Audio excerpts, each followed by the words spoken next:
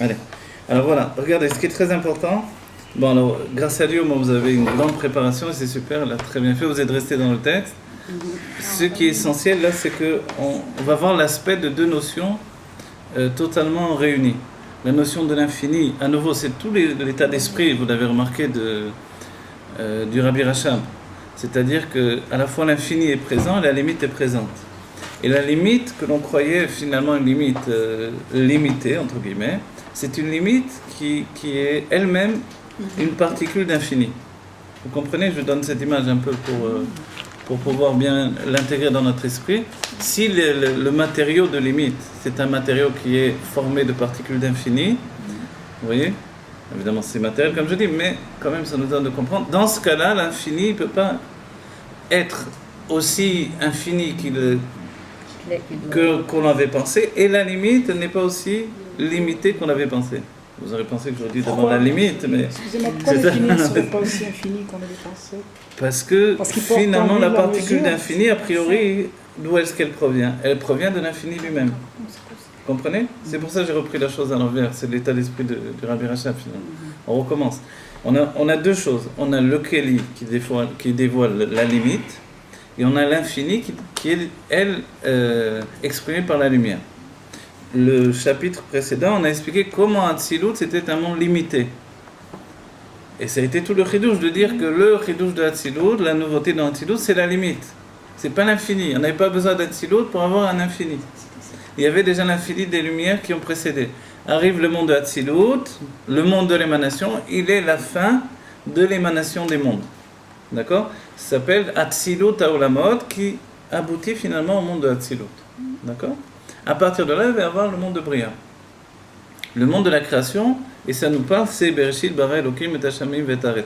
Mais disons que le monde de Hatzilut lui-même, c'est la limitation de l'infini précédent.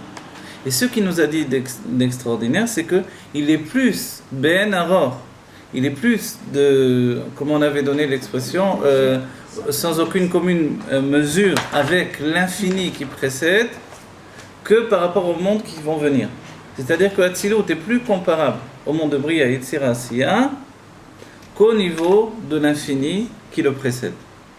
On ne peut pas, dans le chapitre précédent, on a vu qu'on ne peut pas comparer Hatzilut à l'infini qui le précède. Qu'est-ce que c'est l'infini immédiat qui précède Hatzilut? C'est Keter de Hatzilut. D'accord? Donc le Keter de Hatzilut, dans toute sa structure, même Chitzoniut, à Keter, l'extériorité du Keter, en fait, Hatzilut, on ne peut même pas le comparer à l'extériorité du Keter. Mais on va dire, mais comment c'est possible ces choses-là? Mais c'est ce qu'on a appris.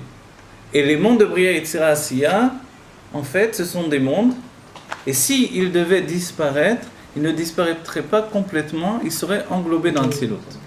Ils sont, entre guillemets, je crois que c'est Anel qui avait rapporté cet enseignement, comme des satellites autour de Hatzilut, en fait, vous voyez? Et dans la Kabbalah, on dit des vêtements.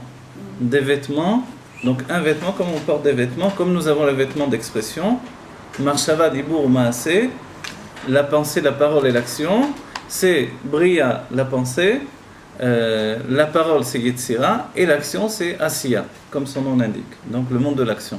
D'accord? C'est un noyau avec des électrons. Voilà, exactement. Donc ces vêtements font partie de Hatzilut. Si ces vêtements disparaissent, doivent disparaître, parce que la lumière de Hatzilut ne vient plus les irradier, les féconder d'un état de vie, qu'est-ce qui va se passer? Hop, tout va retourner dans Hatzilut, comme chez nous. C'est-à-dire, si j'arrête de penser, de parler et d'agir, qu'est-ce qui se passe? Ça ne disparaît pas, tout ça retourne en moi. J'ai un instant où je ne parle pas, peut-être je ne pense pas, et je n'agis pas. C'est très dur de pas. Voilà. Tout à coup, tout est revenu en moi. Donc ça n'a pas disparu. Par contre, si Hatzilut doit disparaître par rapport à la lumière qui précède, elle disparaît totalement. C'est ce qu'il a donné comme preuve pour donner l'état d'esprit que c'est totalement Ben Aror, bien plus par rapport au Ensof qui l'a précédé. C'est-à-dire que Hatzilut ne peut pas s'englober dans un monde précédent parce qu'elle n'appartient pas au monde précédent. Le monde précédent, le monde entre guillemets, c'est justement l'infini véritable. La source d'émanation qui est représentée par le Keter. Le Keter de Hatzilut. Donc Hatzilut ne peut pas s'englober dans le monde qui va le précéder. Pourquoi le pourquoi semble... Pourquoi? Parce qu'elle ne tient pas place là-bas. Et il nous a donné comme exemple de ça, Gilouy Aelem o Yeshmiaï. Vous vous rappelez la définition? Gilouy Aelem, c'est-à-dire dévoiler ce qui était caché, c'est possible. C'est possible parce que la chose existait déjà, mais elle était uniquement cachée.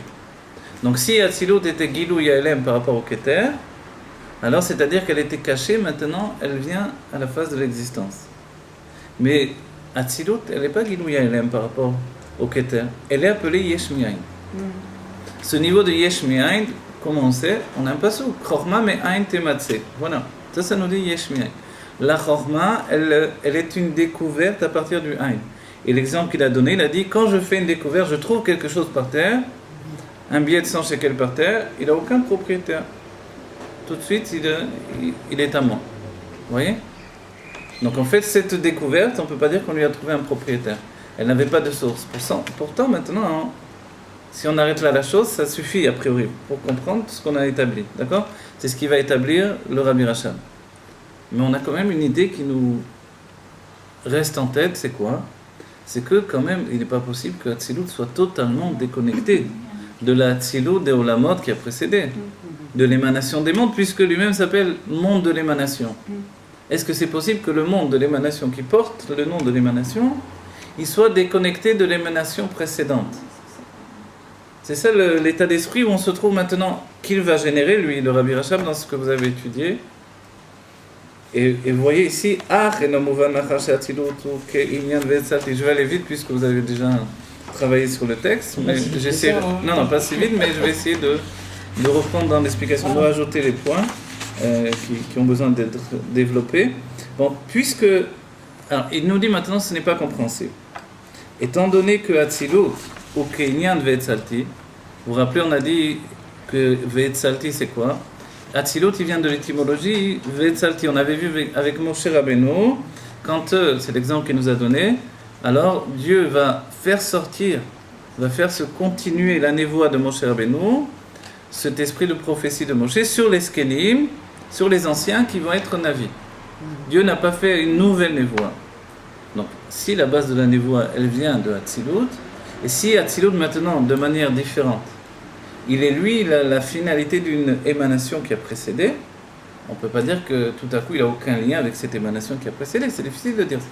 Ou alors il faut changer de nom, on va lui trouver un autre nom, vous voyez? Puisqu'en hébreu, l'étymologie elle est tellement importante qu'elle vient nous enseigner, que le Rabbi Racham a enseigné d'après l'étymologie. Etzel. Voilà. Etzel, vous vous rappelez, il y a plusieurs sens, c'est Etzel Vekarov, c'est-à-dire c'est un état de proximité. Atzilut, c'est l'émanation.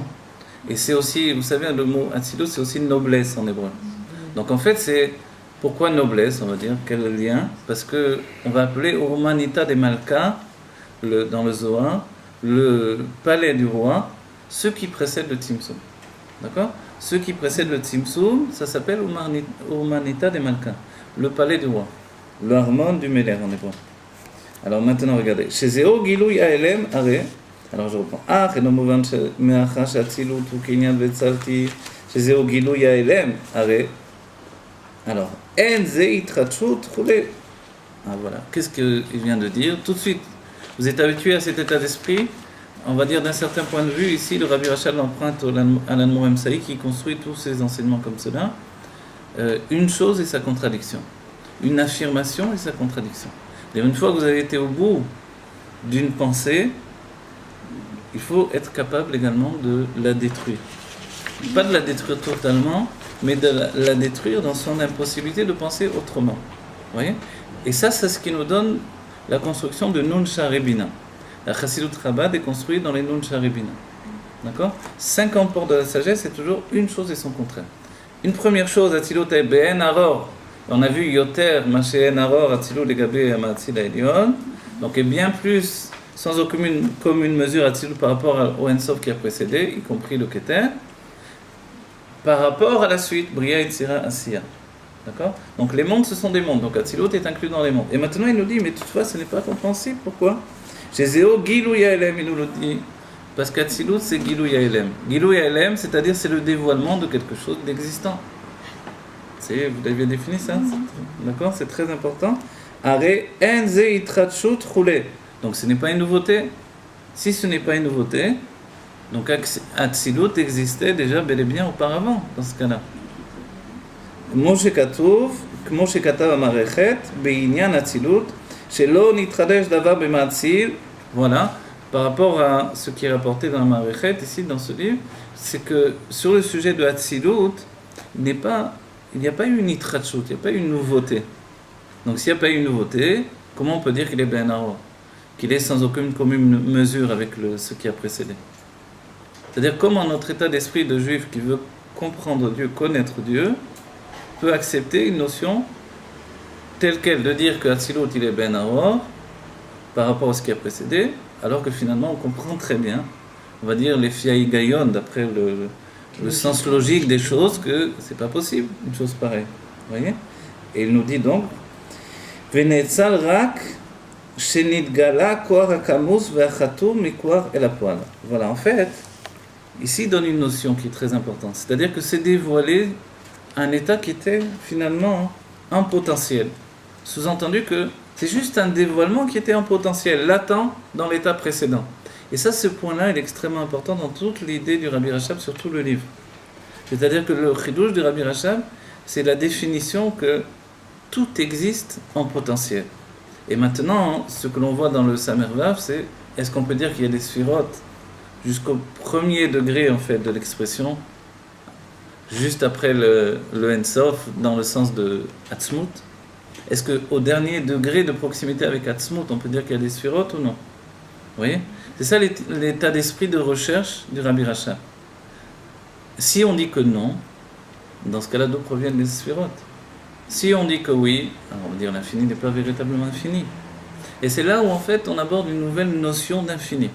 Et c'est ce qui va nous permettre de vivre dans la Géoula, Neshama Vetorgouf, c'est-à-dire une âme infinie dans un corps qui aura une conscience infinie également. C'est parce qu'on doit assimiler ces notions-là. C'est-à-dire que l'infini n'est pas totalement infini tel qu'on a pu le penser, et la limite n'est pas totalement limitée tel qu'on a pu le penser. Et le meilleur témoin de ce point-là, c'est le monde de Hatzilut. Et c'est lui notre point de repère pour comprendre ce que nous allons devenir dans la Géoula. Disons, si on vit ce cours-là, comme le Rabbi nous l'a dit, toute étude doit être faite, toute action aujourd'hui, Almenat le Kabel Pnei Mashiach Tzidkenu, pour recevoir le Mashiach. Donc moi ici, je m'intéresse dans l'état d'esprit. Je ne veux pas juste étudier, je veux comprendre comment moi je vais le vivre également en tant qu'être de Géoula. Vous avez posé la question juste avant, là, qu'on commence ici en enregistrant, on va dire, est-ce que le corps lui-même, qu'est-ce qu'il est? Le corps, il est le cli, c'est vrai. Et la lumière, c'est la neshama. Ça c'est simple, tout le monde le comprend, puisqu'on est à l'image des sphirotes. Les sphirotes, c'est la structure du Adam, s'appelle Adam Elyon, et nous on est Adam Atarton. Ce que dit le Rabbi, c'est que le Adam Elyon, qui en fait représenté dans sa klalout par les 10 sphirotes de Hatzilut et dans le détail dans Zer Anpin, en fait ce Adam Elyon, il est lui-même une attaka, il est lui-même une reproduction du Yehudi qui s'est inscrit dans la pensée de Dieu et qui s'est exprimé dans Adam Kadmon, qui est elle, on va dire la pensée génératrice de tout, la volonté générale de toute la création. Vous avez compris, c'est une sorte de jeu de miroir. Il y a d'abord la pensée de Dieu, et la pensée de Dieu, elle ne porte pas sur l'âme, parce que l'âme, c'est pas tellement un chidouche pour Dieu. C'est pas un chidouche. Il y a une définition qui est donnée dans un chassidut, vous devez la connaître, un exemple, ça s'appelle Tzipor Hamedaberet. Vous connaissez ça? Un touki, quoi. Un perroquet, donc un oiseau qui parle. Il y avait un roi qui s'ennuyait, il s'ennuyait tellement qu'il n'avait plus goût à la vie. On appelait tous les comiques de la Médina, tout le monde, ils sont tous venus. Le roi, il avait vu tous les films, ça ne l'intéressait plus. Alors, tout à coup, quelqu'un a eu l'idée, il est venu, j'ai quelque chose pour le roi, quoi? Un oiseau qui parle. Alors on a rapporté au roi, le roi a dit, les oiseaux ça parle pas. Il dit oui, un oiseau qui parle. Il a amené l'oiseau chez le roi, l'oiseau a parlé, le roi était émerveillé. Qu'est-ce qu'il y a là-dedans? C'est un chidouche, effectivement. Et ça, c'est le chidouche qui a été rapporté par rapport à la pensée de Shlomo Ameler. Quand il est venu devant le Beth Amikdash, il s'est dit, ben quoi, voilà, j'ai fait la maison pour Dieu, et maintenant? Quoi, Dieu qui est infini, il va résider dans une maison comme un homme sur la terre? Il avait un instant où il s'est dit, c'est impossible, qu'est-ce que j'ai fait là? J'ai fait tout ce qu'on m'a demandé, mais est-ce que c'est possible cette chose-là? Et après, l'explication, c'est que oui, parce que c'est un chidouche. C'est un chidouche que Dieu réside dans une maison comme un homme ici-bas. Et qu'on lui fasse des gardiens autour pour protéger, comme si c'était un roi qu'il fallait le protéger, etc. Vous voyez? C'est ça le chidouche, c'est Tzipor Amedaberet. D'accord? Donc en fait, nous, on ne doit pas craindre de notre petitesse, de notre bassesse, de notre yitzhara, de tout ce que l'on vit au quotidien, de se dire, et maintenant je me retrouve devant Dieu pour prier, et maintenant je me retrouve devant Dieu pour étudier. Non, justement, c'est ça ce que Dieu il trouve de merveilleux dans l'homme. Et c'était ça la pensée de Dieu avant la création. C'était ce Tzipor Amedaberet qui est nous, en fait. Déjà, c'est un beau cadeau de nous dire Tzipor. On a l'idée qu'on peut s'envoler. Vous voyez? Et en fait, dans la Géoula, le corps, il va être exactement l'image de tout ce qui a précédé parce que c'était lui qui était inscrit dans la pensée de Dieu. Et on verra que le corps, il provient de Chitzoniut Akelim de Hatzilut. Chitzoniut Akelim de Hatzilut. C'est-à-dire l'extériorité des Kelim de Hatzilut. Ça, c'est le corps du non-juif. Le corps du juif provient de l'intériorité des Kelim de Hatzilut. D'accord? Maintenant, quand on dit une chose pareille, c'est plus élevé. l'intériorité des Kelim, c'est On a plus l'impression que le élevé. corps est plus élevé que le juif. Non, le juif provient de l'extériorité des Kelim d'Hatzilut et le juif provient de l'intériorité des Kelim d'Hatzilut. Le goy, c'est extérieur. Non, j'ai commencé par le goy. Je me suis trompé là? Oui, vous avez dit extérieur, c'est pour ça que je n'ai pas compris. Ah d'accord, je me suis Le trompé. goy vient de l'extérieur. Le goy de l'extrémité. J'avais commencé par ça, non? Non. Si, au début. Au C'est début. filmé. Ah oui, d'accord. Bon, je me suis emmêlé les pinceaux, excusez-moi. Le goy Alors, provient de... le goy provient de l'extériorité. Chitzoniut Akelim d'Hatzilut, d'accord? Et le juif des Pnimiut Akelim d'Hatzilut. On va dire c'est pas tellement loin l'histoire. De la même manière, vous savez qu'il est dit Israël Alou Bemarshava. Voilà. Des années, moi j'ai étudié ça, Israël Alou Bemarshava. Des Marshava Gdouma d'Adam Kanmon. C'est-à-dire dans la pensée antérieure d'Adam Kanmon, Israël se sont élevés dans la pensée de Dieu. D'accord? Mais ce que l'on ne sait pas, et un jour je l'ai vu dans un mamar du Rabbi Rayatz qui le rapporte, d'après le Etzraïm, mais j'ai étudié le Etzraïm, mais pourtant j'ai dû être aimé d'Alexa, que les Goïm alou Bemarshava également. Je suis tombé des nues, quoi. Qu'est-ce qui se passe là? C'est quoi le Et en lien? fait, il est dit Bachitzoniut Marshava, de l'extériorité de la Marshava. Et c'est ça le point de différence. Mais ce point de différence, il est plus loin que le ciel et la terre. Il est plus loin que le monde de Hatzilut et le monde de Bria et Tzirassia. Là, c'est en fait un point de différence, on peut dire sans aucune commune mesure. Et pour comprendre exactement ça, il faut que l'on comprenne qu'est-ce que c'est les Kelim de Hatzilut. D'accord? Et que l'on comprenne qu'est-ce que c'est le monde de Hatzilut.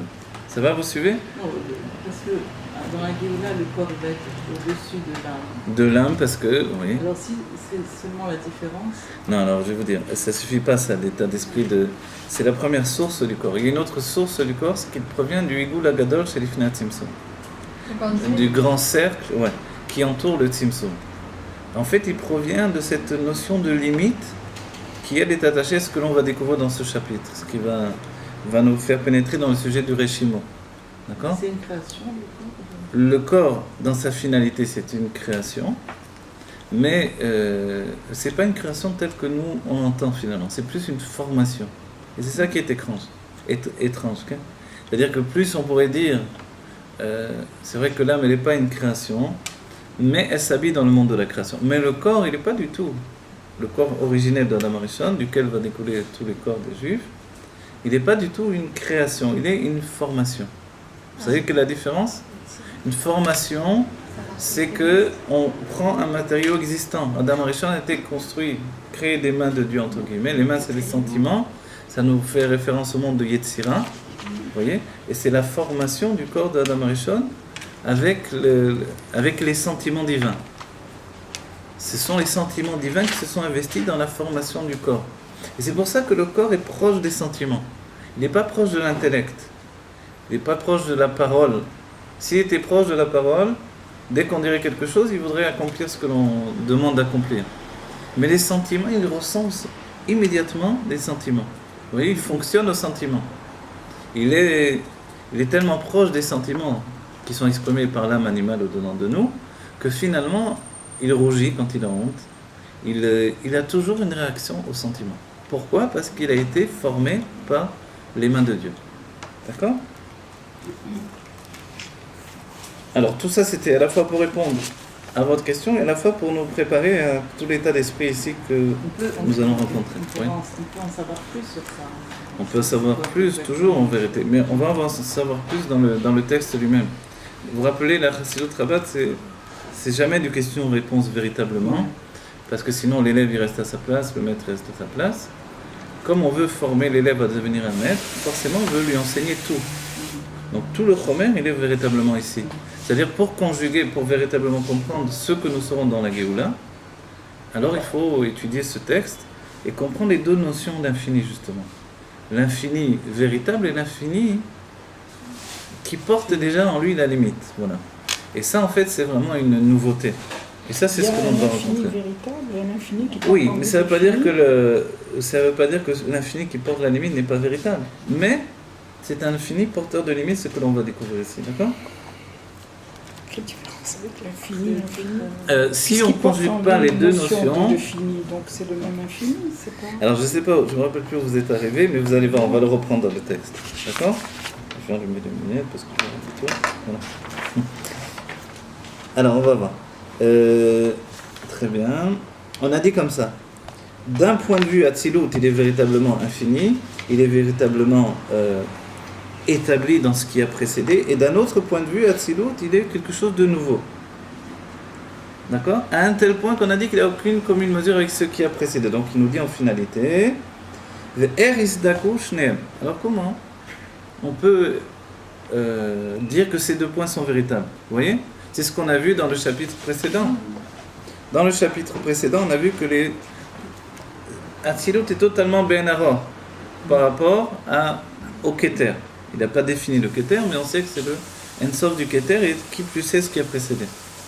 Mais bien que ce que je dis, le qui plus sait, il faut le mettre entre guillemets, on va découvrir également le Keter.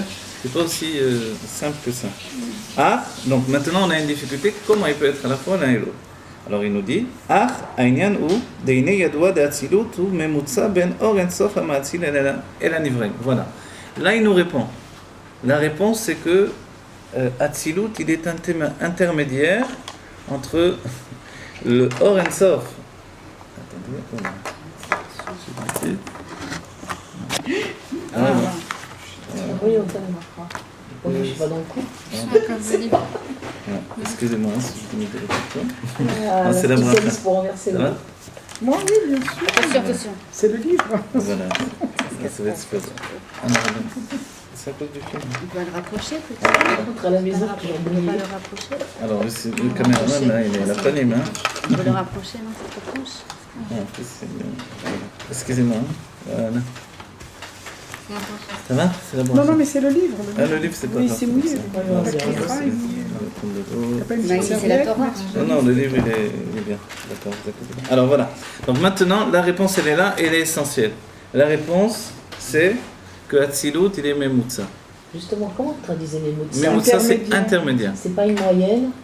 Non, c'est pas une... Ah oui, on peut le traduire, mais ici, dans le terme de la Chassidut, c'est vraiment intermédiaire, d'accord? Et même la moyenne, elle est intermédiaire, entre deux niveaux.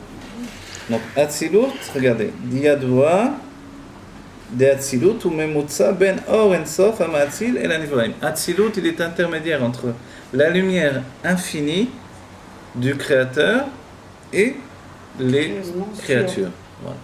Maintenant, dès qu'on a dit ça, en fait, on pourrait s'arrêter là, de dire, ça y est, on a notre réponse. Et cette réponse-là, c'est la réponse de tout le livre d'un certain point de vue. Et c'est pour établir ce Memutsa que tout le livre existe.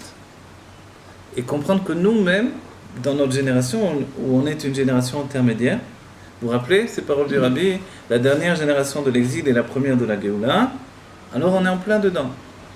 Tous les jours, on a des preuves de la Géoula dans notre vie, de Yimot HaMashiach, des jours du Mashiach, et jusqu'au fait que la science annonce même la vie éternelle et le fait de pouvoir guérir toutes les maladies et d'avoir une jeunesse éternelle, etc. Donc, voilà. On a tous les points dont on parle, Be'imot HaMashiach, et en même temps, c'est l'exil.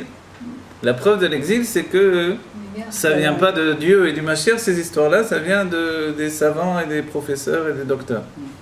Alors, comment ça se fait? Vous voyez, on doit être interloqué par ça, se dire, c'est pas possible, qu'est-ce qui se passe? Est-ce que tout ce qu'on nous a promis, ça passe par les docteurs et compagnie, ou alors est-ce que ça va passer par Dieu directement? En fait, comme on est une génération intermédiaire, les deux choses sont réunies. Khafifa, on est... Khafif, ça veut dire superficiel, ce qui recouvre. Memutsa, on a dit là. Oui, Memutsa, c'est comme... ça veut dire qu'on est en même temps. On est en même temps les deux. Voilà. Et si on arrête d'oublier ce point-là, on ne comprendra jamais notre génération. D'accord? C'est vrai qu'on a envie de se dire, ça y est, l'exil est terminé, on commence la Géoula. On a beau dire ça, on voit bien concrètement que c'est pas vrai. D'accord? Concrètement, on a beau dire, et si on perd cet état d'esprit, parce qu'on n'a pas assez étudié ces sujets-là, alors on commence à avoir un problème. Au contraire, on peut perdre cet esprit parce que justement, on a des notions qui nous prouvent qu'on est en train de vivre vraiment la Géoula. Mais on vit la Géoula. On ne peut pas, de ce fait-là... Non, regardez, on vit la Géoula, mais ça n'empêche qu'il y a encore l'exil avec nous. C'est très important, les deux sont réunis à la fois, vous voyez? D'accord, mais il va y avoir un moment où l'exil... Il va y avoir ce moment, mais ce moment, il va être de nouveau un nouveau Memutsa. Il va y avoir un nouveau Memutsa. Un nouveau Memutsa, c'est ça ce que l'on doit apprendre ici. Ça ne se reste pas, on va le découvrir en vérité. Vous savez, il y a des enseignements, par exemple, le Rabbi dit à quelqu'un qui s'inquiétait, mais alors mon travail, j'ai tellement été mashkia, toute ma vie j'ai travaillé pour obtenir, finalement, monter cette société, arrive la Géoula, je ne vais plus travailler. La personne s'inquiète, le Rabbi il a dit, t'inquiète pas, tu continueras à travailler. Alors, qu'est-ce qui se passe? C'est la Géoula, elle va continuer à travailler. Non, on va dire que là, je donne un exemple. Alors, le Memutsa prochain, c'est le Keter. Effectivement, le Memutsa prochain, c'est le Keter. Vous avez bien répondu. Que de ce qu'on déduit du parole du Rabbi, oui. On a un pied dans la Géoula et un pied dans la Géoula. Alors, à nous de choisir sur quel pied on veut être. Sur quel pied danser? Voilà. Il nous dit de on va battre comme un ange avec un seul pied. L'ange, il a un seul pied, vous savez? Oui. La structure de l'homme, le chidouche même de Chet, de la faute d'Adam Rishon, qui a été voulu par Dieu d'après le Chassidut, c'est que nous soyons porteurs du bien et du mal, comme les anges. On ne peut pas revenir en arrière maintenant dire on n'est plus porteur de mal, on est porteur que de bien, donc on voit que du bien. Si vous voyez que du bien, vous ne voyez pas la matière du monde. Or, pour voir la matière du monde, il faut accepter le mal. Le mal dont on parle, c'est pas forcément en tuer quelqu'un ou faire du mal. Le mal, c'est l'existence. C'est la mort. Le mal et la mort... La fin de l'existence, voilà. On va dire. Non. C'est l'existence. Le commencement de l'existence, c'est le début du mal. Un enfant, les sages définissent, un enfant qui naît, il commence à mourir. Quand est-ce qu'on devient un être créé? On vient de naître, quand on devient un être créé, quand on commence à être un être limité. Le monde de Bria, qui nous a fait naître vers l'existence que Dieu a voulu, Bereshit bara Elokim et Hashemayim vet haaretz, dans la conscience avant qu'il y ait le corps. Oui, le corps, malgré l'idée qu'il va y avoir des tzimtzumim, le corps n'apparaîtra jamais s'il n'y a pas l'essence de Dieu qui s'investit pour la création du corps. Mais le fait d'avoir, c'est comme contracter une maladie que Dieu possède. La maladie s'appelle la limite. La conscience de la limite qui a pénétré en nous depuis la naissance de notre conscience, elle nous entraîne à mourir à petit feu. Une maladie, c'est Cholé, voilà. Et ça commence par le monde de Bria, voilà. Qui veut dire aussi de la bonne santé. Sous-entendu qu'on doit remonter à Bria et retourner dans Hatzilut. C'est le but et la finalité de tout. Et pour ça, il faut comprendre que Hatzilut, c'est un intermédiaire. Parce qu'on va dire, mais comment on va vivre dans Hatzilut? Moi, j'ai un corps, comment je peux vivre? Moshe Rabbeinu n'est pas monté jusqu'au Lama Bria avec son corps. Il est monté jusqu'au Lama Yetzira avec son corps. Il a laissé là-bas son corps. C'est un maman du Rabbi. Et ensuite, il a continué avec son âme. Le seul qui est monté vraiment avec son corps, ou au moins deux que l'on connaît, c'est Eliyahu Hanavi et Chanor. Voilà. Eliyahu Hanavi, il est monté complètement, totalement avec son corps dans le monde de Bria. Dans Hatzilut, évidemment, l'âme, elle peut continuer, il y a des âmes dans Hatzilut, mais dans le monde de Bria, arriver avec son corps, c'est ce qu'il faut être capable de faire. Pour l'instant, dans cette dor de Memutsa, on est tous incapables de le faire. Alors, comment la Géoula va arriver? Elle va arriver quand on aura la conscience de ce qu'est exactement Hatzilut. Et que l'on puisse vivre dans notre conscience au présent avec Hatzilut. Bien sûr, ça peut être provoqué par quelque chose qu'on ne maîtrise pas. C'est-à-dire que Dieu peut le provoquer chez quelqu'un, et ce quelqu'un va entraîner surtout le peuple juif, puisqu'on est à Revim Zelazé. Donc on est chacun, on se tient l'un avec l'autre, garin l'un avec l'autre. Mais en attendant, c'est vrai que en étant dans Yimot HaMashiach, on peut s'étonner, puisqu'on a déjà entamé les jours du Mashiach, qu'il y a toujours, tous les jours des preuves que nous sommes déjà dans les premières heures de la Géoula. comment ça se fait qu'il y a encore des morts et des catastrophes et du mal et de la violence Et c'est pour ça que j'en veux dire, c'est tout ce qui est les Kadishim. C'est pour ça. Pour restituer la valeur de Dieu, pour le... Non, les Kadishim, ce sont une sorte de... Parce qu'il ne devrait pas avoir de mort. Non, le Kaddish, il ouvre la porte pour que l'âme puisse s'élever. Vous voyez, le Kaddish, il n'a rien à voir avec une prière des morts. Oui, Ça veut dire que Dusha, voilà, Kadosh, il ouvre la porte aux âmes pour que les âmes puissent s'élever. Vous comprenez? C'est ça le but du Kaddish.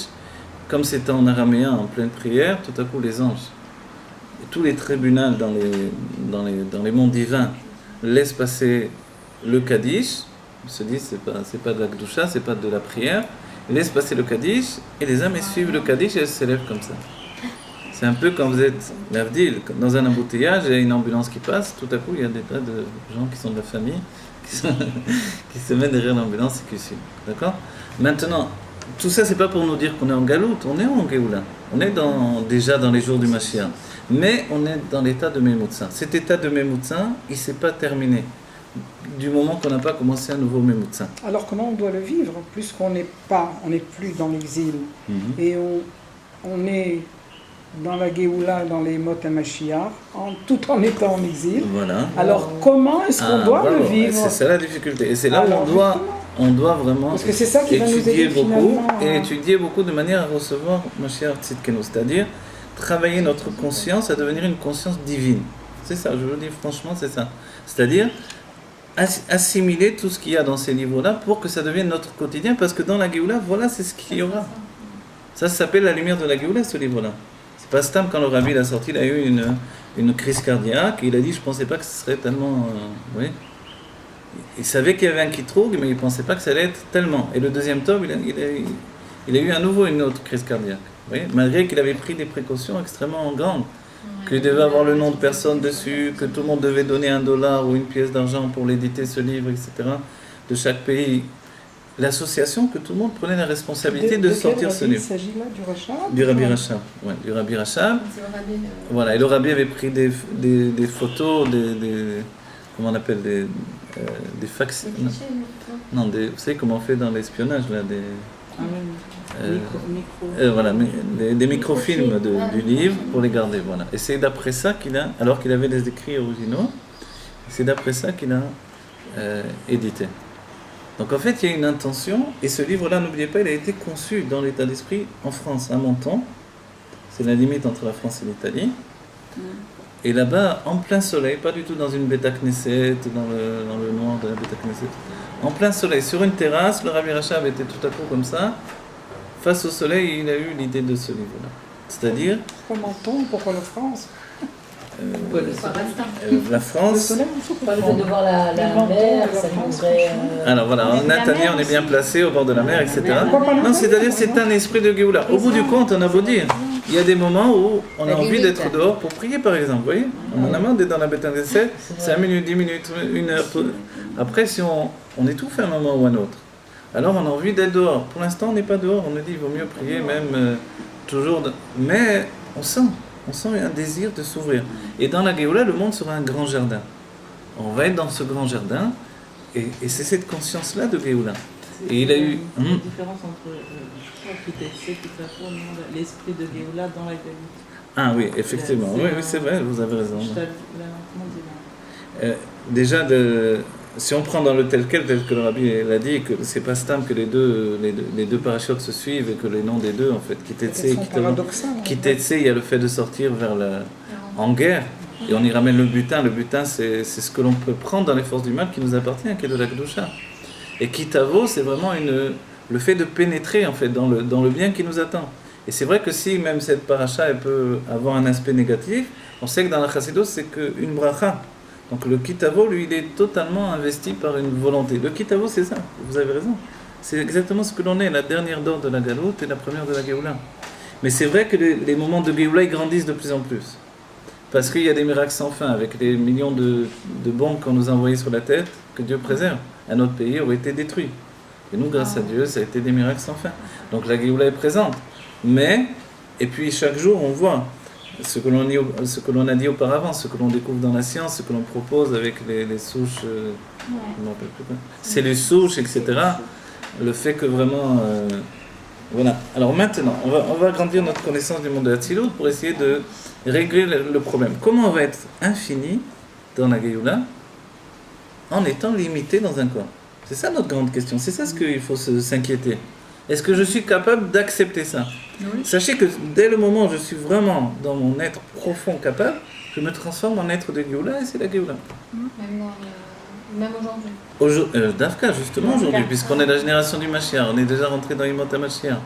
Le Rabbi il n'a pas dit comme un irresponsable tout ça. C'est pas juste du coaching pour nous chauffer, de pouvoir attendre, etc. L'idée c'est que la Géoula peut se provoquer à chaque instant. Et que l'un d'entre nous peut provoquer la Géoula. Que le Rabbi soit déjà en Géoula, c'est pas un chidouche. Il nous a dit depuis avant l'âge de 3 ans, il était déjà en Géoula, il voyait le Beth Amikdash, etc.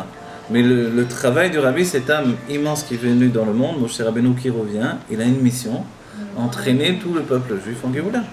Et c'est ce qu'il nous reste à faire. Et pour ça, alors il mise sur un livre comme celui-là. Ce livre-là, c'est la Géoula dans l'esprit. D'accord? Après, bien sûr, il faut rajouter les Mamarim du Rabbi, les Sichot du Rabbi, les Dvar Malchut essentiellement.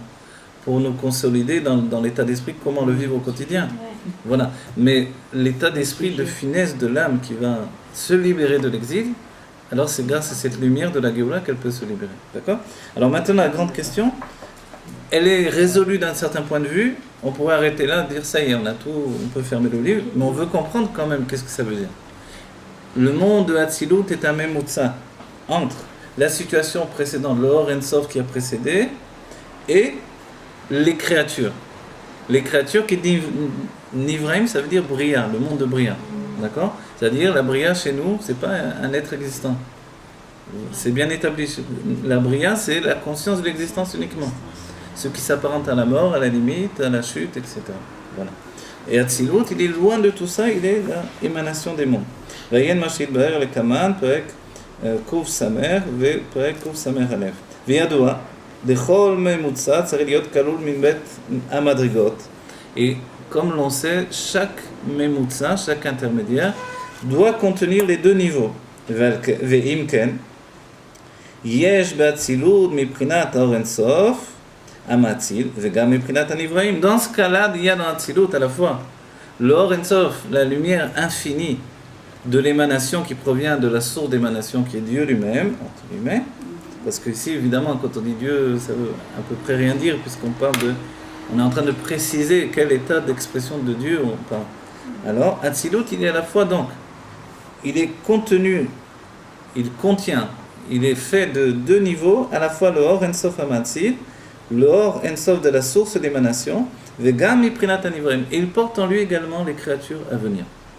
Donc, un instant, on se dit doucement, comment Hatzilut peut porter les créatures? Il n'est pas appelé Olam Abria, on a expliqué. Il faut bien le comprendre pour décorporiser l'idée, parce que sinon on a l'idée de Kélim, c'est que pour nous, dans l'âme, quand on a pénétré, on était en gestation d'un Hatzilut, on est rentré dans Bria, tac, on a attrapé la conscience d'exister. D'accord? Mais cette conscience ne peut pas être dans Hatzilut, elle ne peut pas exister. Sinon, Hatzilut ne serait plus Hatzilut d'un certain point de vue. Et c'est là notre difficulté. Si on est dans la Géoula, il n'y a plus de Galout. Comment ça se fait qu'on ait une Géoula qui traîne avec nous la Galout? Vous voyez, imaginez, on porte avec nous, on n'arrive pas à s'en débarrasser, on essaie de la rejeter, elle est là, elle nous colle, etc.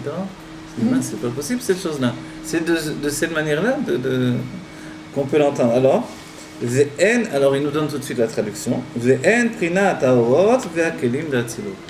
La réponse c'est que ce sont les orod, les lumières et les kelim de Hatzilut. C'est-à-dire les orod, les lumières, c'est véritablement le Or Ensof du Ma'atzina Elyon, la lumière infinie telle qu'elle était précédemment établie dans la source d'émanation, et les kelim, il s'agit ici de la source des Nivraim. D'accord? Donc ici dans les kelim on a déjà ce qui s'appelle la création. Donc on peut dire que le monde de la création, comme il a dit auparavant, si vous vous rappelez bien, il a dit si les mondes de création, formation, réaction, Bria et Tzerasia devaient disparaître, ils ne disparaîtraient pas comme Hatzilut disparaîtrait, c'est-à-dire comme s'ils n'avaient jamais existé, ils seraient englobés dans Hatzilut. Voilà. Et pour être englobés dans Hatzilut, il faut qu'ils existent dans Hatzilut. Comment ils existent dans Hatzilut? Voilà. Et si on découvre que le monde de Bria, il existe tout au moins Dans les kelim, après on a donné une autre explication la dernière fois par rapport à chaque niveau. Vous vous rappelez, Chokhmah, Mekanen, Chokhmah brille dans Atzilut, Bina, la Bina brille dans le monde de Bria. Donc la Bina, c'est le monde de Bria dans Atzilut d'un certain point de vue. Yetzira brille dans Zeranpin, donc Zeranpin, ce sont les sentiments de Atzilut. Et la Malchut, elle brille dans le monde de Asiya où nous nous trouvons. Donc Asiya de Atzilut, c'est la Malchut. Donc on a tous les niveaux, vous voyez. Mais de manière générale, puisque le monde de Bria va commencer la séparation, il est le commencement des mondes de la séparation. Donc, d'où vient le monde de Bria, où il se trouve dans Atzilut, c'est les Kélim qui vont entraîner le monde de Bria. D'accord? Alors maintenant, ceci dit, en acceptant cette explication du Rabbi Rachab, on peut aussi avoir une difficulté de compréhension à nouveau. Complètement. Mais Atzilut, c'est un monde infini. Ben De oui. quoi on nous dit que les Kélim sont des Nivraïm? Alors, vous vous rappelez ce qu'on a étudié au début? Il va le rapporter. Vous vous rappelez ce qu'on a étudié au début de ce mamar-là? C'est qu'on avait vu que Iyou, Vechayoui, Vegarmo, Ichad. Vous vous rappelez? Que lui, sa lumière et le réceptacle, d'après l'explication de l'Admor HaZaken, sont un. D'après l'explication du Yetzraïm, et l'Admor HaZaken a rajouté aussi le sujet.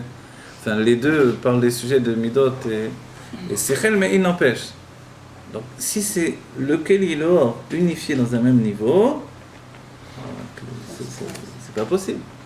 Comment on peut définir que la créature vient de... Voilà, du dans ce Kli. cas-là, c'est impossible de définir. Donc, on n'a pas encore compris le Memutsa totalement. C'est-à-dire que le Memutsa, l'intermédiaire, il a beau être intermédiaire, il est intermédiaire dans sa dimension, c'est-à-dire dans le monde où il se trouve. Le monde, c'est une dimension, d'accord? Une dimension, entre guillemets, d'existence. C'est une définition. Dans le monde de Hatzilut, il y a une définition qui est régie par Chokhmah de Hatzilut, par la sagesse du monde de Hatzilut, et même les Kélim sont régis par cette définition. Vous savez ce qui s'apparente le plus de manière spirituelle à des Kélim, c'est le langage. Le langage, ce sont des Kélim, des réceptacles. Si bien que l'on dit les Kélim apparaissent dans la Bina. Dans la Bina, il y a le langage qui apparaît.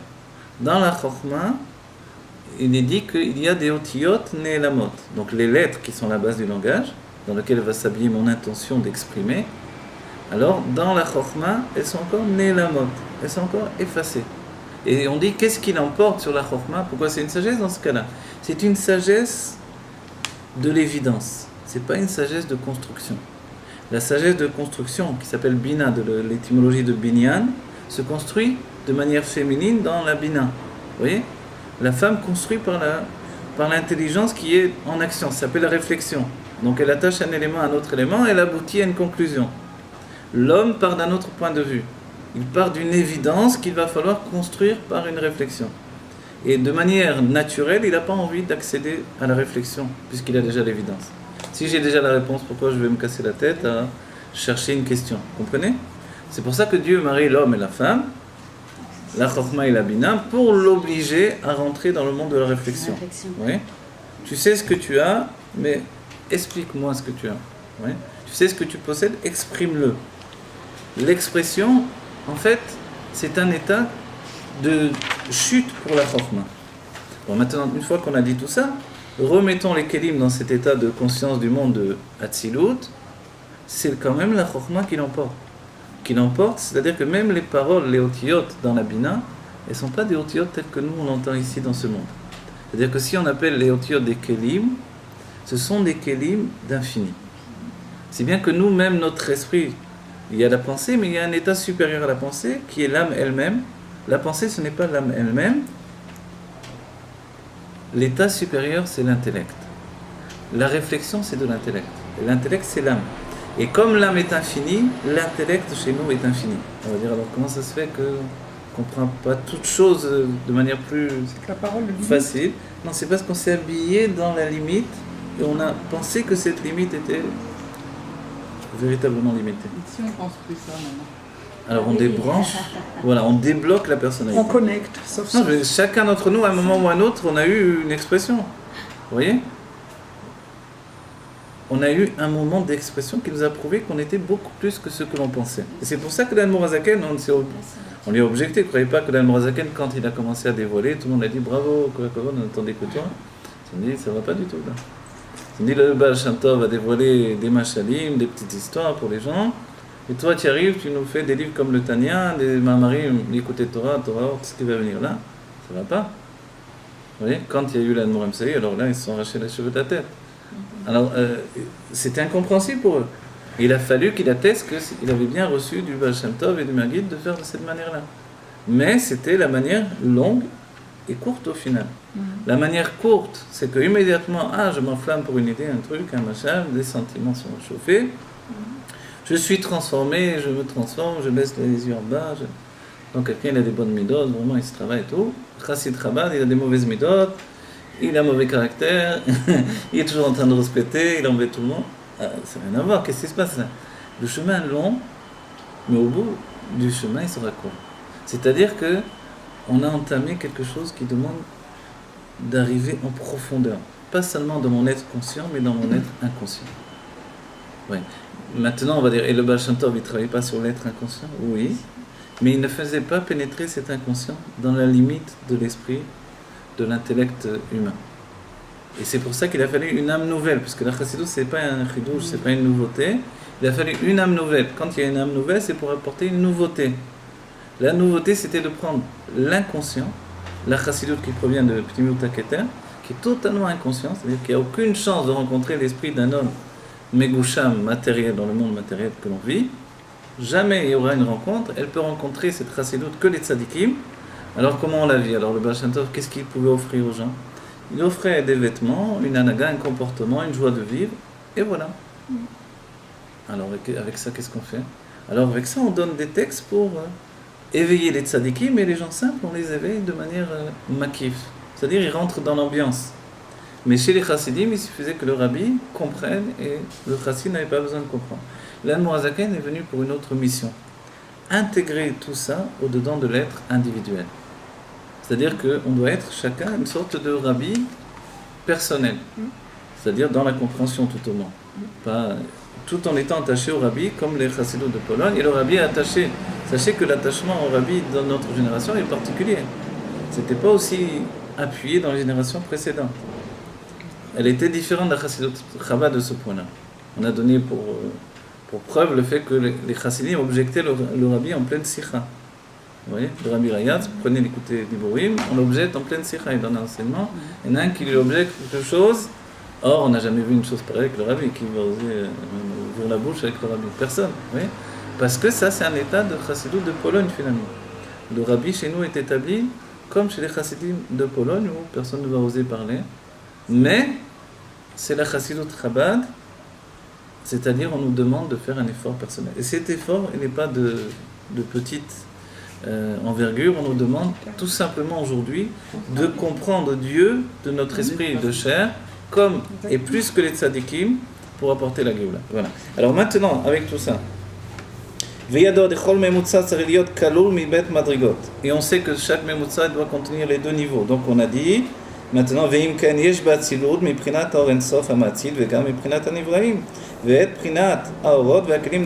a réglé le problème. Les kelim, c'est les mondes Bria, Yetzira, Sia, et puis essentiellement Bria, et puis les Orot, c'est le monde de Hatzilut encore. Deine, Kelim de Hatzilut, El Beprinat Gvul. Et en fait, on le dit, on affirme, les Kelim de Hatzilut, c'est effectivement la limite, le Gvul.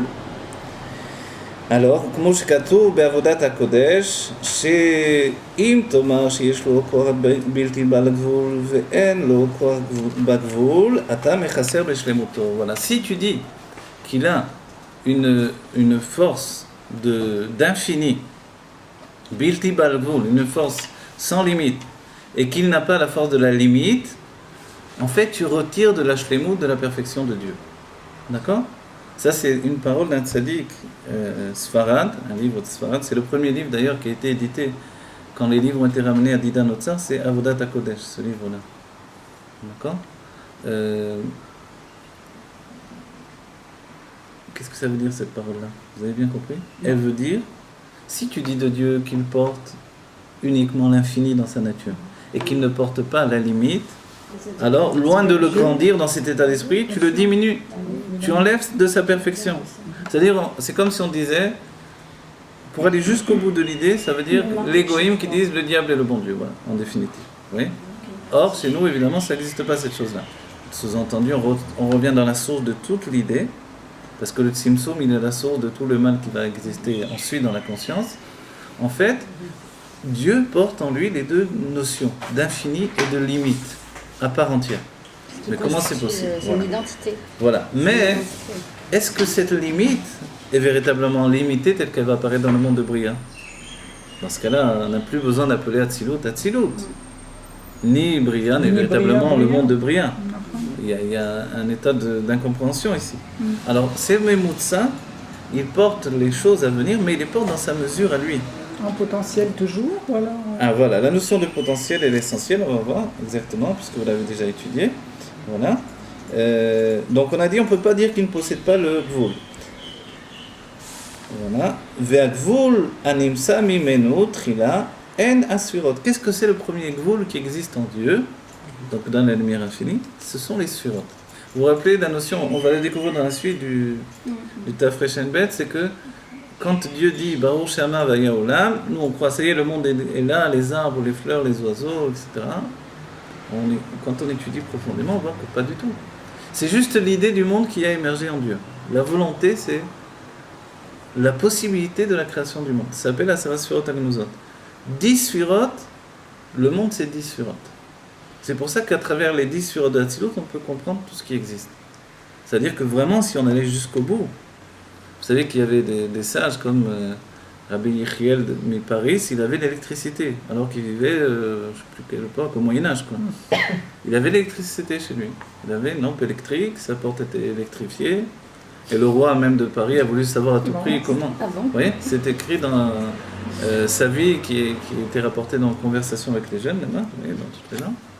Il avait vraiment une lampe électrique, etc. Et alors le roi a voulu lui acheter... la patente, on dit en hébreu, je sais plus comment dire. Le brevet, quoi. Moi aussi, je veux dans mon palais des lampes électriques. Et il a dit non, le monde n'est pas encore prêt, il faudra encore des siècles avant qu'on y arrive. Oui. Mais comment on peut arriver à cette conclusion-là? C'est juste la connaissance du monde matériel. C'est la connaissance du monde matériel par la source qui est le monde spirituel.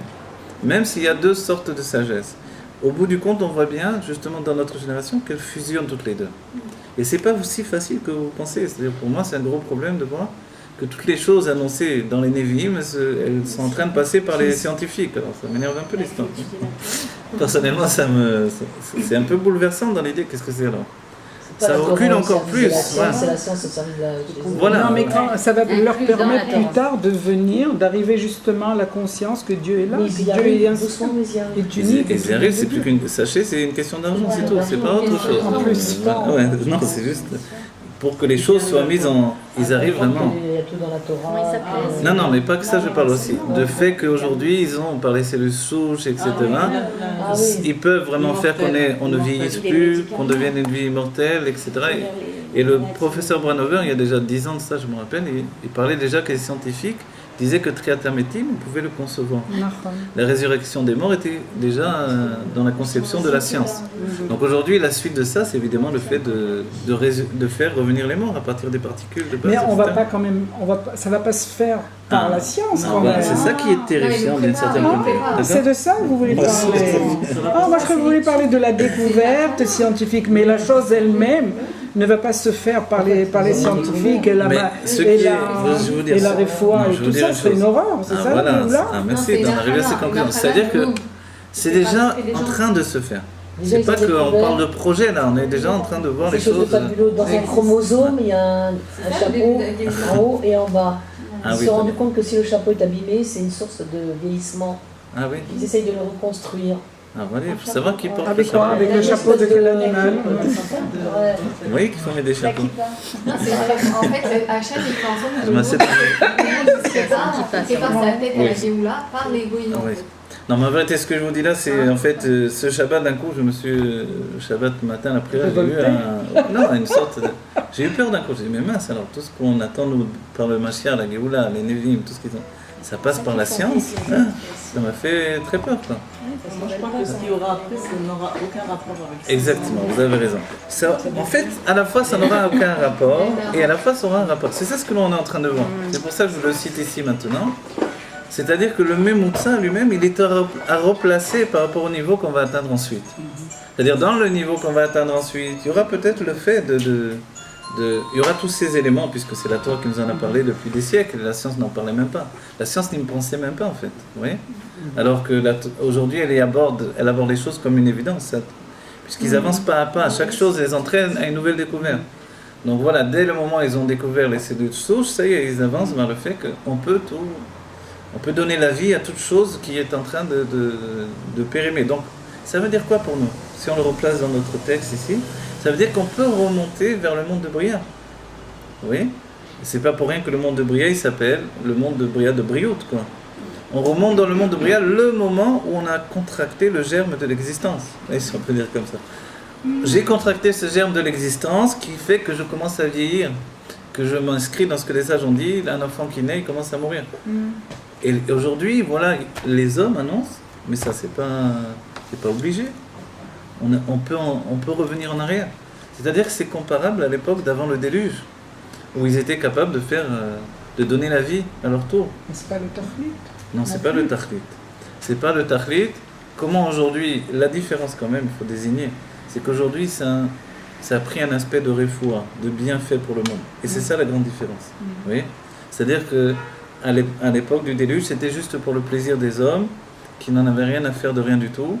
Ils créaient des nouvelles créatures, ils utilisaient les noms divins, ils faisaient fusionner les noms divins, ils étaient capables de tout créer, de tout faire vivre, ils n'avaient pas besoin de Dieu, entre guillemets. C'était leur état d'esprit, on n'a pas besoin de toi. Vous voyez ? Et la tour de Babel qui a voulu reproduire la chose, ils ont retrouvé les noms divins écrits sur des pierres, ils ont voulu reproduire. Leur intention était de capturer la Shrina dans la tour, et obliger Zeranpin à venir influer, donner de l'influence à la Shrina. Et la tour était une immense kumkum d'un certain point de vue, d'où il tirait de la vitalité. Vous voyez ? Ça a l'air fou, on va dire, mais c'est une histoire à dormir debout. Le Zohar, on parle comme quelque chose de très sérieux. Mais est-ce qu'ils avaient une conscience de tout ça ? Ils avaient une conscience de tout ça, absolument. Ils étaient bien plus intelligents que nous. On ne parle pas des gens, ils connaissaient la Shon HaKodesh. C'est-à-dire, la Shon HaKodesh, non, c'est l'hébreu de l'Ulpan, ça n'a rien à voir. La Shon HaKodesh, c'est-à-dire qu'ils pouvaient créer des mondes comme Dieu. Donc, Dieu est venu, il a dispersé, il a fait les 70 langues à partir de là. Vous voyez ? Qui leur a donné les codes ? Oui, donc reçu de la génération Mais nous aussi, on va finir de par la génération d'avant le déluge. Nous, on est fondus. Les secrets étaient écrits, ils ont retrouvé les pierres où tout était écrit et ils sont repartis à zéro. Voilà. Voilà, donc vous vous rendez compte, c'est-à-dire qu'aujourd'hui, d'un certain point de vue, on se retrouve à la même situation. Ils peuvent créer de nouveaux animaux, ils peuvent faire repousser des membres, ils peuvent empêcher le vieillissement. Ils peuvent nous donner une vie voilà, éternelle. Alors on va dire, qu'est-ce qui se passe là, doucement? C'est pas Dieu qui fait tout ça? Oui. Alors il y a une réponse. Voilà, ils peuvent faire des androïdes, des robots, des trucs. Qu'est-ce qui se passe en fait? Il se passe que c'est Atzmut qui est en train de faire tout ça. C'est pas le Or Ein Sof. Vous voyez la différence?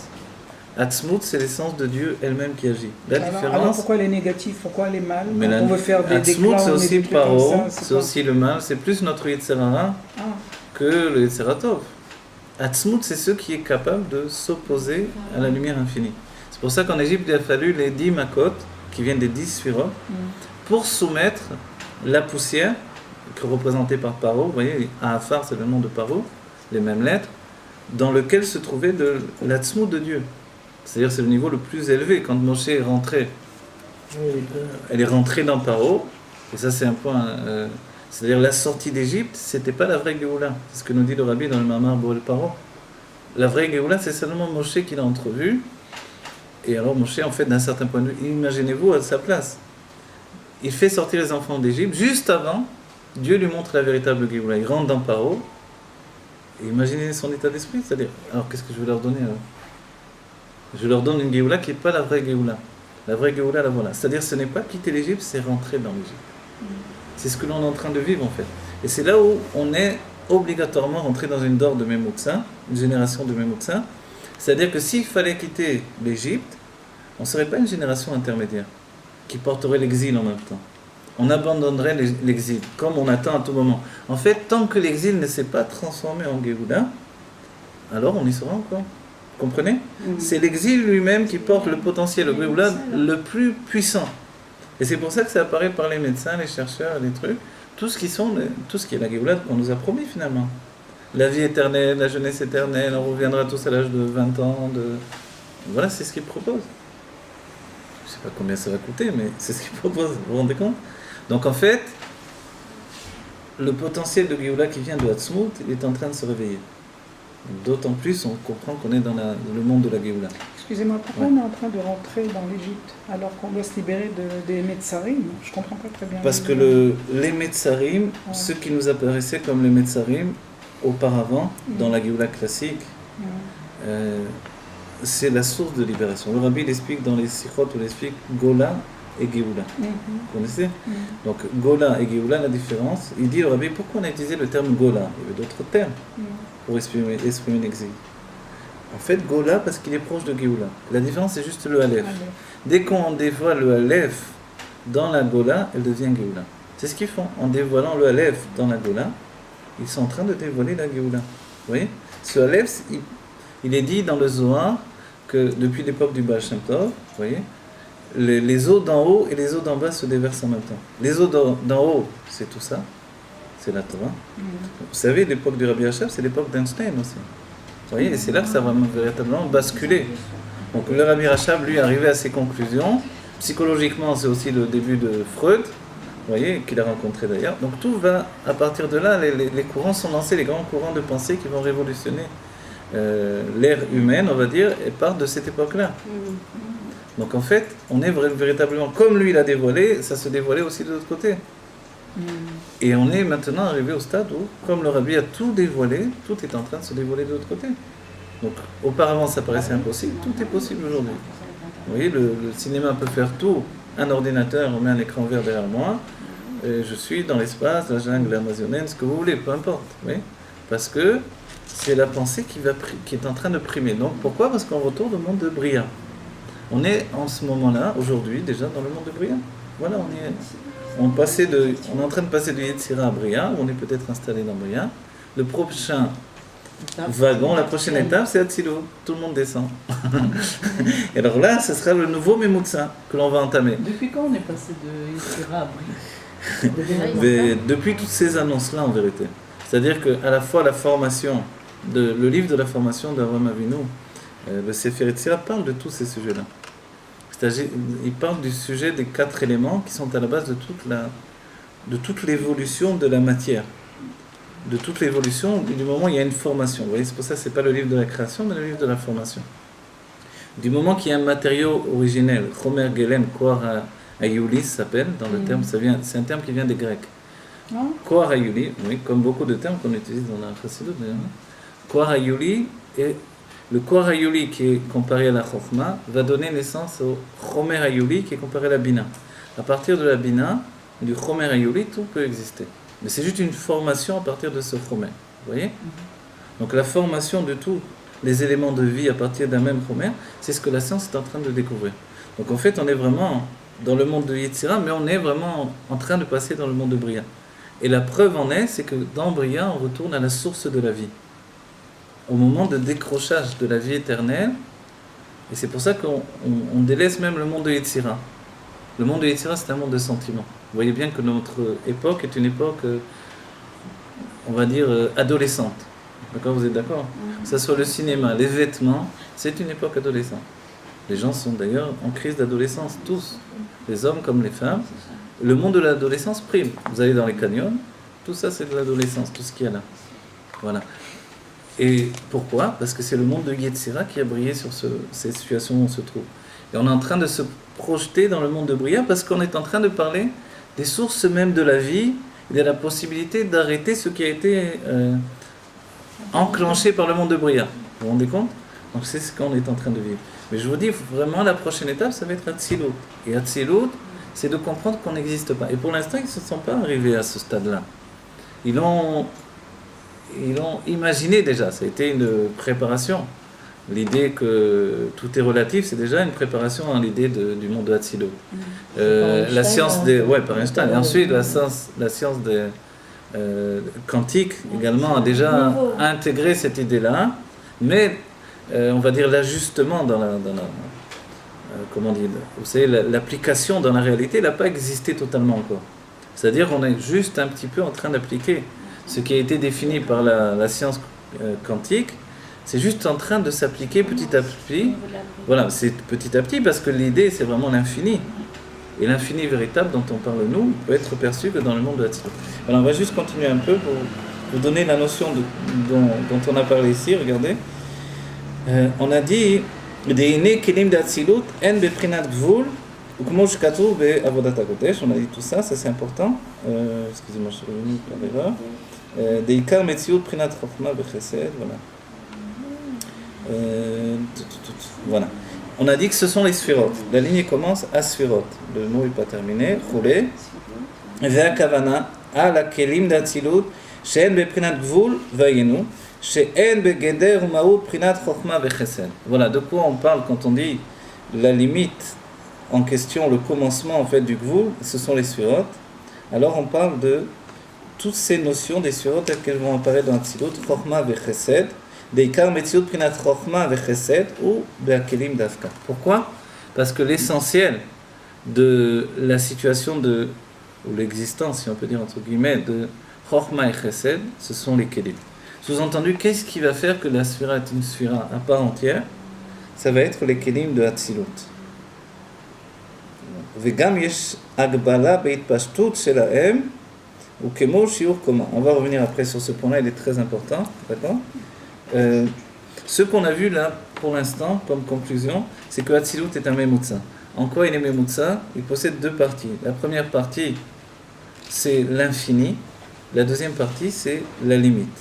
Maintenant, ce que l'on doit découvrir, c'est comment cette limite elle-même est infinie, ou comment cet infini lui-même n'est pas aussi infini que l'on pouvait le penser. Il nous a annoncé, si on enlève de Dieu la limite, on enlève de sa perfection. Maintenant, l'infini lui-même, s'il n'est plus aussi fini, quand commence la limite dans l'infini? C'est ça la grande question qui va suivre, d'un certain point de vue. Vous comprenez? C'est-à-dire, à quel moment dans ce cas-là apparaît l'infini? Alors il nous donne une première réponse, qui est une première réponse, qui n'est pas une réponse définitive, c'est que l'infini, la limite dans l'infini apparaît ici dans l'état de conscience à partir des kelim de Atsilut, puisqu'on a dit les sphirotes. Et pour l'instant, on ne connaît pas d'autres sphirotes que les sphirotes de Atsilut. Donc les sphirotes pour nous, c'est le monde de Atsilut. Et véritablement, les sphirotes de Atsilut sont des vraies sphirotes parce qu'elles sont porteuses de limites et d'infini à la fois. Voilà, on va arrêter là pour aujourd'hui. Et Tarda, ça veut dire quoi ça?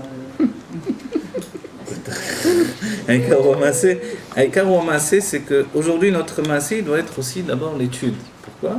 Parce que notre conscience, justement, puisque dans la science, on comprend bien que c'est par la réflexion des professeurs, des mathématiciens, des scientifiques, que l'on arrive à avoir une application réelle dans la vie, qui peut sauver des vies, qui peut soigner des maladies, etc., etc. On comprend bien que nous-mêmes, de notre côté, on ne peut pas être en reste. Où elle est notre recherche intellectuelle qui amène une réalité? Vous comprenez? On est très en retard par rapport à eux. Si on étudie que la Kabbalah, c'est bien, on est en train de prendre les kelim, ce qu'il faut, mais on n'a pas fait le travail de recherche. On a pris le matériau, c'est comme entre guillemets, dans la Kedusha, le Bet Sefer, j'ai appris. Maintenant, je dois utiliser tout ça. Pour utiliser, voilà, ça c'est la Chassidut. Après, il y a les kelim dans le monde de l'action, ça c'est ce que le rabbin nous a dit, on n'arrête jamais de faire Mifsaïm, de faire les mitzvot, de rapprocher les juifs par la Vat Israël. Mais nous, on doit bien comprendre qu'on doit aboutir à un côté effectif de notre pensée. Pour aboutir à un côté effectif de notre pensée, il faut que nous fassions un effort de compréhension beaucoup plus investi, beaucoup plus soutenu. Il faut qu'on étudie plus d'un certain point de vue. Il faut se donner les moyens d'étudier plus et d'arriver jusqu'au bout des conclusions qui vont entraîner, comme une conclusion, un savant a cherché. Et puis il s'est dit, voilà, j'ai compris comment on peut amener ça à devenir concret dans le monde. Voilà. Mais nous maintenant, voilà, lui il le fait. Mais nous maintenant, comme le concret, ça doit être un miracle et non pas de la science, alors le concret en question, il doit être provoqué par une compréhension absolue de notre part, vous voyez. Et c'est ça où on est en plein dedans par ce livre-là. Vous voyez, par l'état de définition d'un Memutsa. Le Memutsa, c'est ce que l'on doit assimiler totalement. Et tout le livre, en fait, est construit sur l'idée de Memutsa, qui est toujours repoussé dans un côté ou dans un autre. On repousse les limites de la limite, et on repousse les limites de l'infini. C'est ça ce livre-là. Pour nous et dans les moindres détails, parce que si on ne le fait pas dans les moindres détails, nous dit l'Admorim Saï, on peut faire une bonne note, une réflexion comme il fait dans ce livre. De manière générale, on n'aboutira à rien. Ça sera ce qui s'appelle ça peut être des pensées de chave comme ça, des pensées où on croit qu'on est arrivé à quelque chose et on n'arrive pas. Pour y arriver véritablement, il faut rentrer dans tous les détails. Franchement, c'est désespérant. Non, c'est pas désespérant. Je vous jure que c'est désespérant parce que moi je croyais que le fait d'avoir l'étude, oui. Alors mais les ça. Non, il n'y a pas de mimélé dans la Chassidut Rabbah. Ah bon? Quoi? Il n'y a aucun mimélé dans la Chassidut Rabbah. Je me rappelle. Oui, ça nous Attendez, ça nous change pas les midotes, ça répare pas. Ah oui, ça c'est pour notre être. Mais pour sortir de nous la Géoula. Non, ça je suis d'accord avec vous. Je peux pas sortir si je suis pleine de Metzarim et de Balagan. Non, d'accord. Non, ça c'est vrai que Beder Mimélé, nos sentiments vont s'élever au niveau de notre conscience intellectuelle. Et à ce moment-là, il y a une clarification qui va se faire. Non, ça c'est vrai, je suis d'accord avec vous. Et c'est le fait de... Oui, ça on l'a dit. C'est-à-dire de prendre de l'inconscient, de raffiner notre inconscient, on le fait Beder Mimélé. Mais maintenant, enfanter la Géoula de notre étude, c'est de ça dont on parle finalement. Ça doit se provoquer par un état de compréhension absolu. Après, un état de... ça fait quoi après, une fois qu'on a... Après, ça devient une réalité. Ça fait que tu me libères, tout simplement. C'est-à-dire, ça fait que mes yeux se dessinent. Le rabbi dit Nisharak, l'ifkoar et taïna. Des fois, il a dit l'iftoir, mais la plupart du temps, il a utilisé le terme l'ifkoar. C'est la jeune piquéar. Ah oui, l'ifkoar. Piquéar, voilà. Qu'est-ce que c'est? C'est ça. C'est que je ne suis plus un homme comme les autres dans mon état d'esprit. Je ne pense pas juste à ce que je vais manger, ce que je vais mettre dans la poêle, ce que je vais acheter au supermarché, combien je vais gagner dans mon travail. C'est que, en plus de ça, même si je suis obligé de le faire, je dois aussi penser Dieu. Mais Dieu dans les moindres détails, c'est-à-dire puisque Dieu s'est projeté dans une infinité, qui est la lumière infinie, que cette lumière infinie s'est construite dans des sphirotes, etc., et dans des mondes, je dois tout comprendre. Mais pas comprendre comme dans la Kabbalah, parce que ça prend une année ou 3 ans d'études avec tous les Mefarshim. Alors, mais c'est comprendre, peut-être que c'est expliqué ici. Moi, ma réaction, quand j'ai étudié la Kabbalah pour étudier ces livres-là, en étudiant l'Enbet, c'est que je n'avais pas assez d'un cerveau. Il en fallait au moins 3 minimum, vous voyez, pour dire la vérité. C'est-à-dire là-bas, c'était très passif, il fallait un peu d'intelligence et être ordonné, je rentrais des informations dans la Kabbalah. Arrivé à la Chassidut, il ne nous laisse pas comme ça. Chaque fois qu'il nous dit une chose, il nous dit le contraire. Attends, qu'est-ce que tu dis? Et à nouveau, il reprend la chose, et à nouveau, il a clarifié les nouvelles. Ça fait, le cerveau comprend que notre intelligence est infinie. Elle n'est pas limitée, c'est ça. Et la notion de l'infini dans un être limité que nous sommes, c'est ce qui va apporter la Géoula. Voilà, que vite, on évite la Géoula Amétit Vachlema avec le Rabbi Memouchiat, que Dieu bénisse chacune, et que vite, on ait du bien tangible et véritable, que, évidemment, mon souhait, c'est qu'on y arrive. Chacun d'entre nous, qu'on y arrive. Mais